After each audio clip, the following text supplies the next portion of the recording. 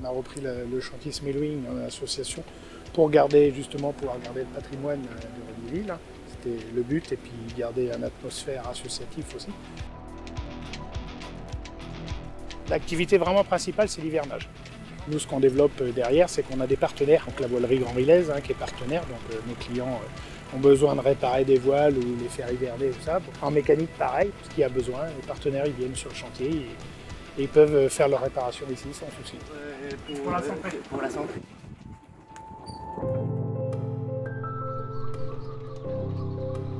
Ce qu'on va développer, c'est la déconstruction des bateaux, parce qu'il y en a beaucoup à déconstruire. On a fait les études, tout ça, pour faire une plateforme de carénage. La déconstruction est gratuite pour les propriétaires. Donc d'ici 1 an et demi, on pourra nettoyer en toute sécurité les bateaux, dans la réglementation des choses.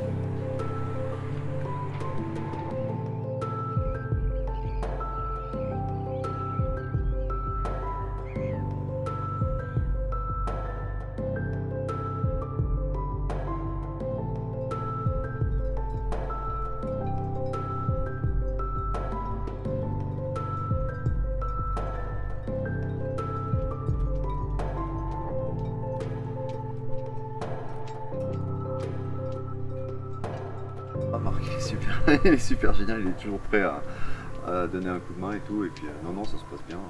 On discute avec les autres, je sais pas, c'est bonjour et tout.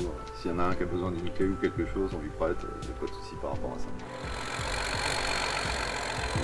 C'est un chantier d'amis, quoi, plus que de clients. Il faut avoir une relation plus amicale avec les gens et d'entraide, quoi, en réalité, que la chose purement commerciale, quoi. Alors c'est mon père qui a créé le chantier et il a d'abord commencé sur Regniville en faisant des petits bateaux, en faisant des dorites et des choses comme ça. Et puis en 1957, il s'est installé ici parce qu'il a commencé à avoir de la demande pour des bateaux plus importants. Donc il a construit le hangar et puis il s'est mis à construire des bateaux en bois. Il construisait des bateaux en bois. Alors sa spécialité, c'était le bordé norvégien. Et alors il a fait des bateaux jusqu'à 12 mètres de long et en bois. Ma mère était infirmière, alors elle faisait son métier d'infirmière, ce qui faisait plutôt bouillir la marmite parce que lui, ça gagnait jamais beaucoup d'argent, surtout juste après la guerre, quoi. La construction en bois, en fait, ça a ralenti dans les années 67-68 et là, en fait, on construisait plus de bateaux en bois, on vendait plus de bateaux en bois et on s'est mis à faire de l'entretien. Je suis encore dans les meubles, oui. Je suis encore dans, pour passer la main, quoi, pour montrer un peu tout ce que je faisais et pour qu'ils voient s'ils peuvent suivre après, quoi. Faut bien apprendre aussi, hein, parce que ça ne t'apprend pas en 5 minutes. Quoi.